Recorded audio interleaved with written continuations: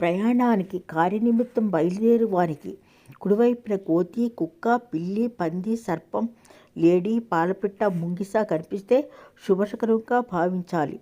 తలపెట్టిన పనులు విజయవంతం అవుతాయి. అట్లే విప్రకన్య, భేరి, శంఖ, మృదంగ వాయిద్యాలు, సదాచారవంతుడు, శ్రీమంతుడు, విద్వాంసుడు, ముత్తైదువ, జలపూర్ణమైన కలశం, వేణునాదం ఎదురుగా వస్తే శుభదాయకం. ఇక ఎడంవైపున నక్క, గాడిద, ఒంట కనిపిస్తే శుభం. ప్రత్తి, దూది, ఔషధాలు, తైలం, మండుతున్న కట్టెలు, పొగ, సర్పములు ఆడించేవాడు, జుట్టు విరవేసుకున్న స్త్రీ, దిగంబర వృద్ధుడు అశుభమని చెప్పబడింది. కాగల కార్యం చెప్తుంది. తుమ్ముల విషయం అన్ని దిశలకు తుమ్ముల శకునం ఒకేలాంటి ఫలితం ఇవ్వదు. మేలు శకునం అనదని తుమ్ములు ఉంటాయి. ఈ విషయమై దిశలను గమనించాలి.